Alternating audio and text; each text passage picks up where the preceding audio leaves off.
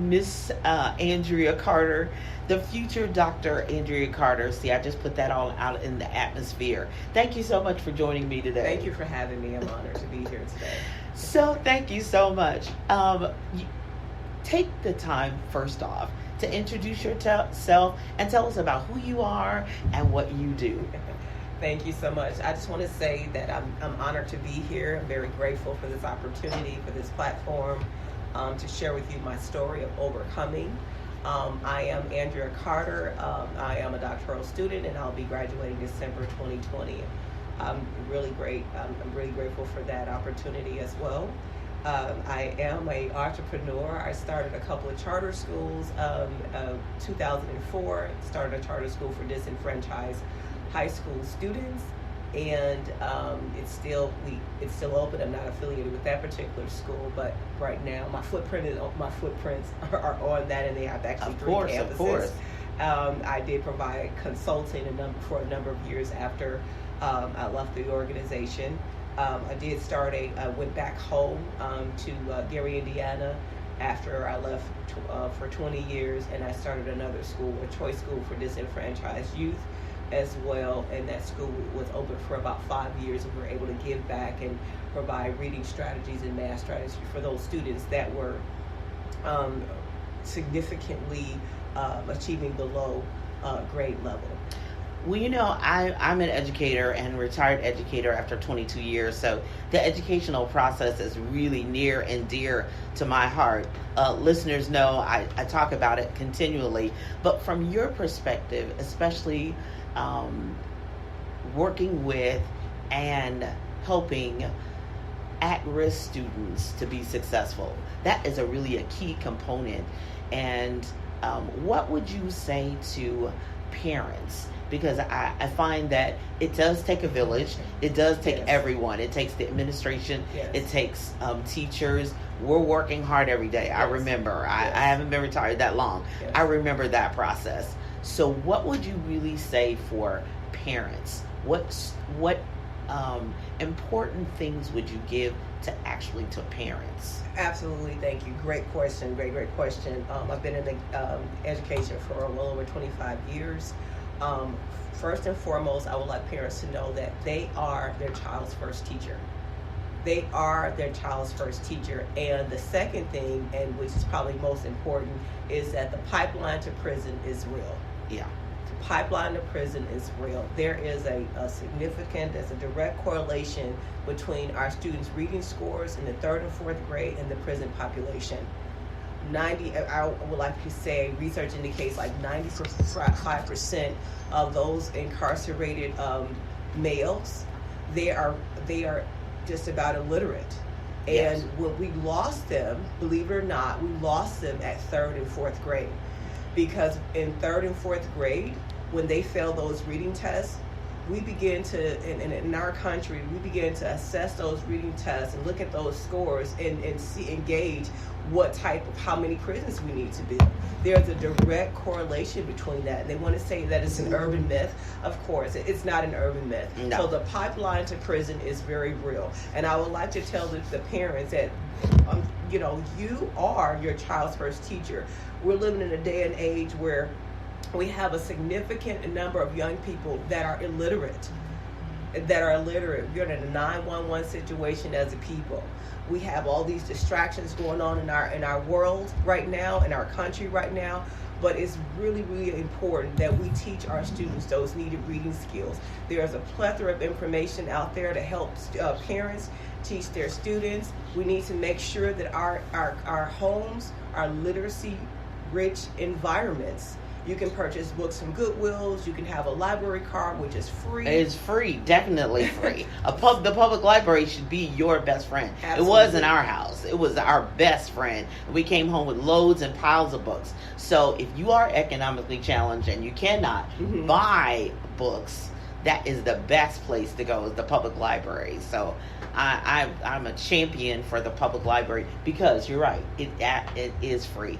And don't let anybody tell you that myth of third and fourth grade reading scores and the jail pipeline is not true. It is. I believe that with everything within me. So one of the things that you have done, besides the 25 plus years of actually working in the school system, making that actually happen, the struggle is real, and teachers work super hard every single solitary day. I'm sorry, I just got overcome because I know how hard that life absolutely. really is. Right. Now, one of the things that you have done is develop a book, write a book. So tell us about your children's book. Okay, great question. When I was teaching for the last couple of decades, I've noticed that sometimes our kids, they really want to see themselves in print. Okay, and there's a direct correlation between our children's self-esteem and seeing themselves in the media. Yes. Because a lot of times in the media, the standard of beauty that is out there in the media is still blonde hair and blue eyes. Yes. So what I did was I actually wrote a children's book, and it's going to be a 12 book series, and we have a skills book that's coming out with each one of those books. When I was a teacher, every single year, my principal would put students that were struggling readers that was significantly reading below grade level in my classroom. And I thought they were doing that because I was like, oh, okay, I'm an African American teacher, and they just going to shoo all the students over to me. But I realized after a number of years that they did that because I was successful with those particular students. I remember for a number of years I would have students reading at a pre-primer level or kindergarten level, and research indicates that the reason why our reading curriculum is set up the way it is, that is set up for students to increase one reading grade level per year. My students were jumping 3, 4th, and 5th grade levels because of the strategies that I was using. So because my philosophy was that if I don't catch them now, the prison system was going to catch them. Yes. So I worked above and beyond my call. Went above and beyond my call of duty to ensure that those students that were in front of me, that walked through my path, that they had the tools that they needed in order to be a successful adult. So they were leaving out at 6th grade reading levels, and they were coming to me at 1st grade reading levels. So what I did was I created a book. I developed a book with all of the strategies that I used for the last 2 decades, and I actually published it a couple of weeks ago. And those strategies are all actually in our books, and it's in my book, and it's research based. Excellent. Tell us the title of it and where they can get it. And the title of the book is Pretty Pops Adventures. Pretty Pops inspires kindness, because we also want to make sure that our students are respectful as well. Mm-hmm. So we have Pretty Pops Adventures. Her first name is Pretty, and she's a brown-skinned girl. Brown and black girls magic. Yay! So her first name is Pretty because it's the standard of beauty in our country is not necessarily the brown and the black girls. And that's the message the media is actually putting out there. And so her family name is actually Pops, and it's really great. She stays with her mom and her stepdad, and her dad is involved, and it's a really interesting read. It's just awesome. She's very bright, and she's also pretty as well. And I use a lot of rhyming words and word parts, so the children will be able to recognize the sound and syllable. They'll be able to decode. They'll be able to teach themselves how to read and how to write. Awesome. With this particular book. That is awesome. And you can get it on Amazon. Amazon.com. Pretty Pops Adventures, Andrea Carter. Pretty Pops Inspires Kindness, Andrea Carter is the author. Awesome. Pretty Pops Adventures. Now, we're in the holiday season right at this moment, so feel free to go to Amazon.com and get Pretty Pops Adventures. So I want to switch gears just a little bit before we go to break and really talk about, you talked about overcoming. And what does overcoming, because I know we don't have enough show time. We'll have to have you back at another time. But we don't have enough show time for your entire story. But tell us, what does overcoming mean to you? Great question. Overcoming means to me, what basically, to sum it up, is I feel that you are greater than all of your circumstances. At the end of the day, no matter what you're going through, you win. You are, and you know, a lot of times we tend to take the victim mentality. Right. We feel like we're blaming everybody else for our issues and our isms. And but you know what we need to do, even especially as Christians, is we need to hold ourselves accountable, take responsibility for whatever situation we're in. But we must believe that we are greater than our circumstances. But too many times we are succumbing to our situation. And I like to say that the word situation, either you're going to sit and wallow and be poor as me, or you're going to take action.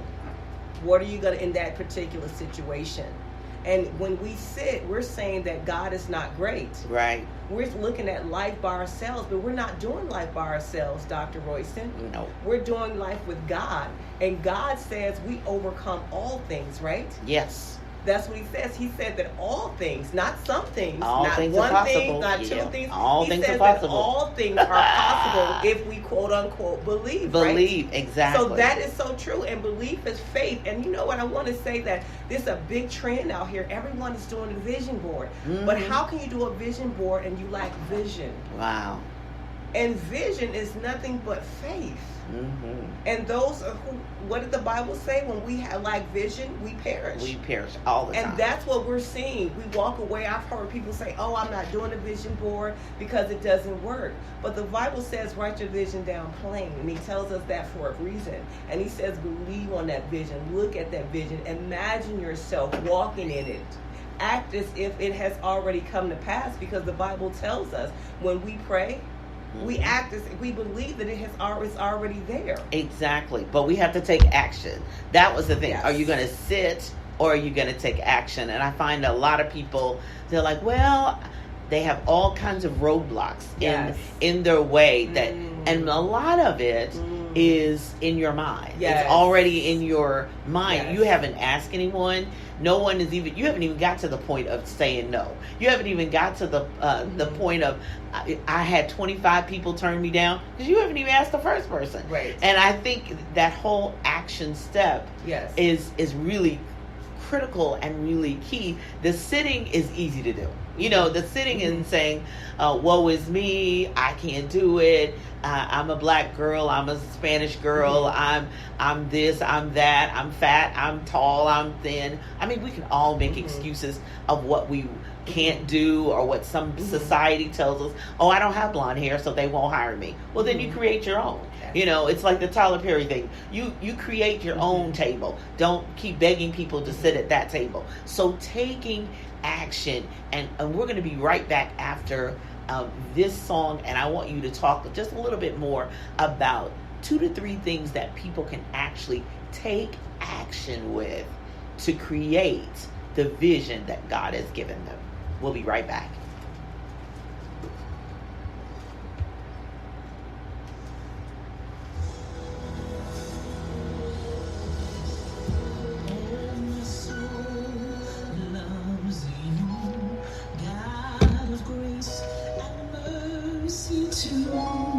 You are perfect in all your ways.